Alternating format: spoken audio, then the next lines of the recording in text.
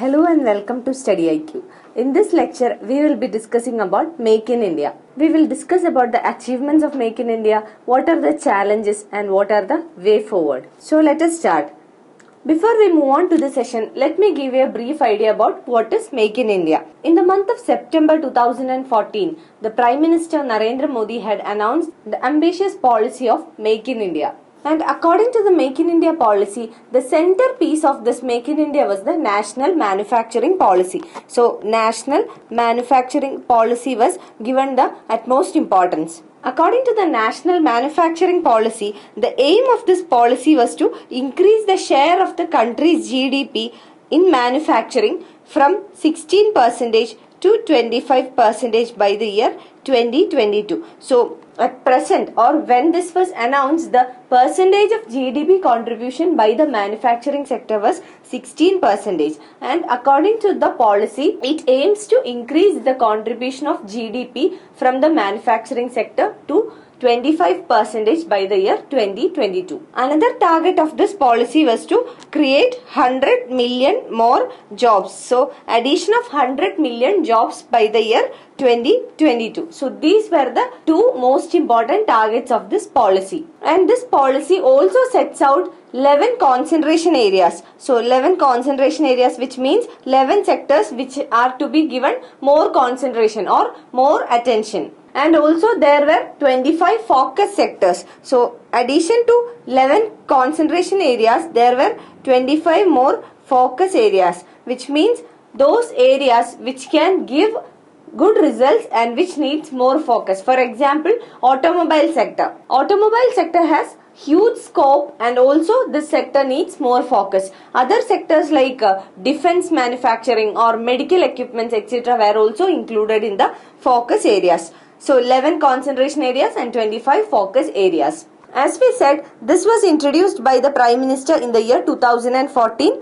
September. So, this Make in India policy was announced, and coming down in the year 2016 February, the Prime Minister announced a Make in India week. So, a week was set apart as Make in India week, and during that period, the Prime Minister said that progress has been made on the manufacturing agenda. So, Prime Minister said there is a progress with the Make in India program. So, that was in the year 2016.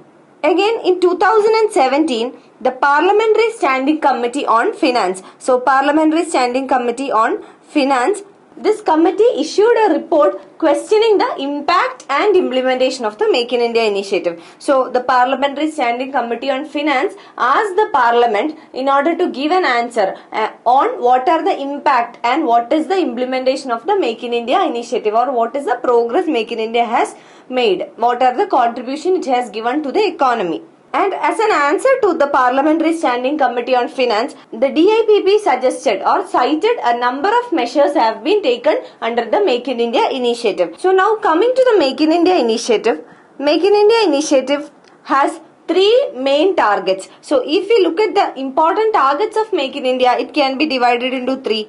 The first one is to attract foreign investment. So, attracting foreign investment or attracting capital from foreign countries was one important target of Make in India initiative. So, Make in India aims at attracting foreigners or foreign investments in order to improve the investments in the country. So, attracting foreign investment. Secondly, the main target of Make in India was to cut down imports. So, cut down imports, which means we should become self-sufficient. So, we should reduce the dependency on import in order to have a favorable balance of trade, or we can say that it aimed to. And thirdly, the main target was to encourage domestic production. So, encouraging domestic production or production within the economy. Now, let us take each important targets one by one. First of all, attracting foreign investment. After the Make in India initiative was announced, we will see radical changes and simplification in FDI policy. Foreign direct investment policy has been simplified. What is FDI? Foreign direct investment, which means investors can invest in the form of infrastructure,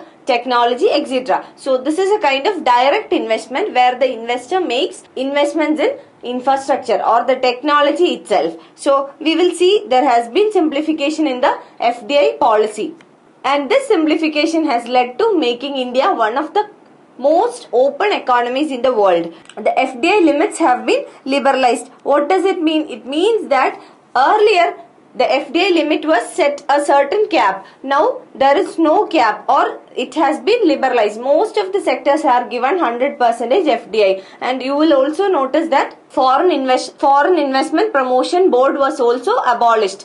FIPB, or the Foreign Investment Promotion Board, was the authority to give approvals through the government route. So that is also been abolished, which means FDI has been liberalized to a larger extent. So as a result of all this, we will see that in the 2 years, the FDI sector has grown by 23%, or there has been an increase in the FDI or foreign investment by 23% within the initial 2 years of the implementation of Make in India. Secondly, coming to cutting down the imports. Why should imports come down? Because we have already seen when imports are more than the exports, what will happen? There will be a current account deficit. So the current account deficit will widen, and this will affect the value of currency. So when imports are more than exports, which means that the demand of Indian rupee is less, and therefore the rupee will depreciate. It will lead to depreciation of rupee,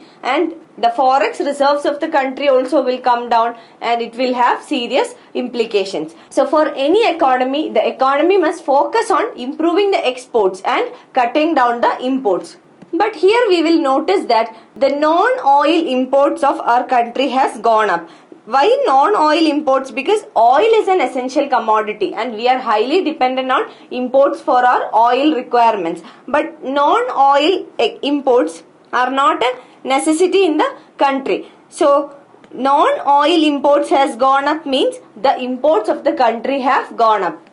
Also, coming to the export side, we will notice that industries like the leather, textiles and the pharmaceuticals have lost competitiveness. So all this has led to increase in net imports. And thirdly, encouraging domestic production was another main target of Make in India initiative. So Make in India aimed at making India a manufacturing giant. Here also we will see that there has been no significant improvement in the domestic production. So what has made an improvement is foreign investment. The foreign investments in the country has increased. We were able to attract more foreign investors to our country. We have seen what is the position of Make in India, or what are the achievements or what it has achieved till now. So now let us see what are the way forward or solutions to overcome these challenges. So way forward. First of all, it is necessary to create a manufacturing strategic plan for the nation and its states. So what is required is manufacturing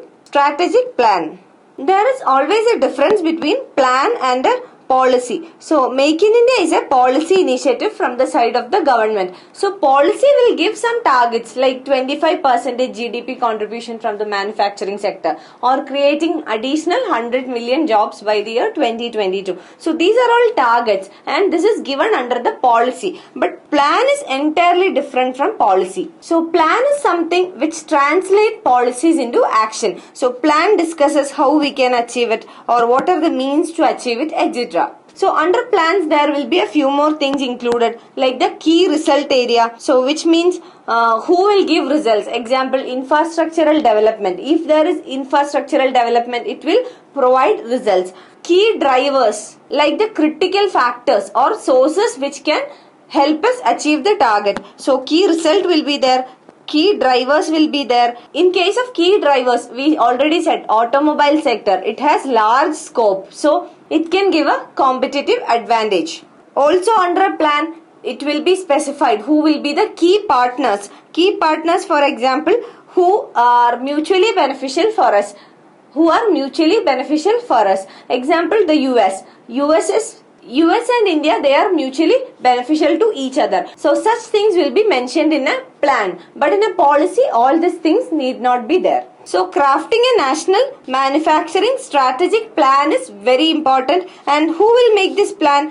An independent commission can be set up. So these are all recommendations. So an independent commission can set up this strategic plan, and this commission can include people from various sectors like from business, from education, from government, from academics, etc. Secondly, it is necessary to reform the rigid and multiple labor laws. So, rigid and multiple labor laws should be reformed. When we say rigid, it means complicated. Labor laws in India are complicated. And when we say multiple, it means that there are more than one labor law. There is no uniform labor law.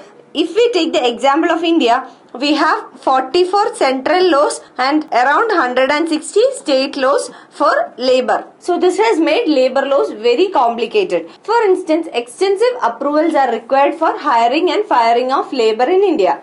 So this will provide a demotivation for the entrepreneurs to expand their business. For example, MSMEs. MSME sector contributes around 40% of India's exports.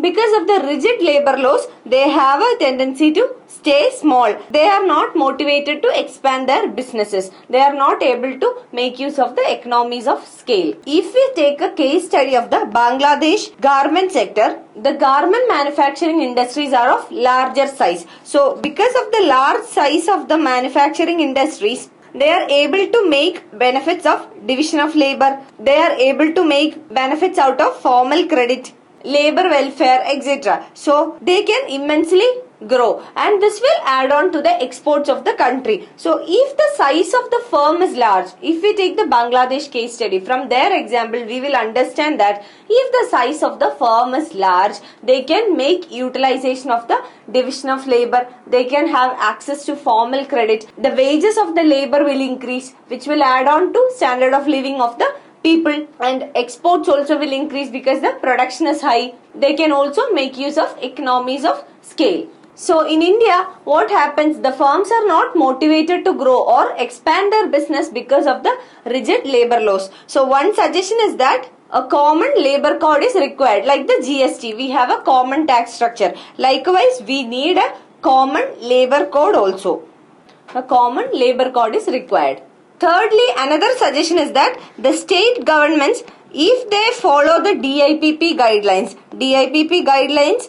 if they follow the DIPP guidelines and implement necessary changes, they will be able to perform better. So, DIPP guidelines should be implemented. Fourthly, land acquisition is a difficult process in India. So, land acquisition has certain problems.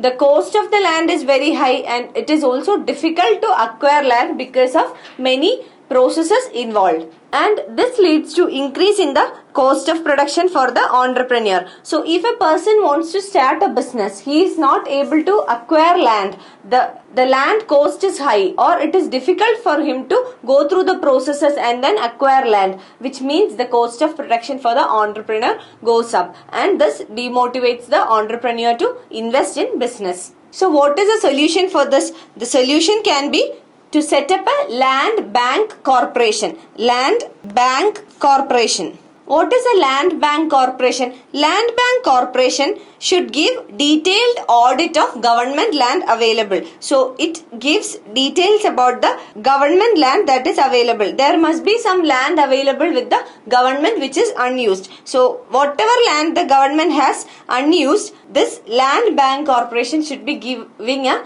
detailed audit of such land. For example, railway will have some unused land. Public sector undertakings, PSUs, will have some unused land. Airports Authority of India has some unused land. Ministry of Defence also has unused land. So all this will lead to vast land resources in India being unused. So a land bank corporation can give a detailed audit of such land and make this land available for utilization. Government can provide this land to entrepreneurs who are willing to invest at cheaper cost. If we take a case study, example, Odisha government, the Odisha state government has tried to address this issue of land acquisition. What the government has done is, the government reserved around 60,000 acres of land.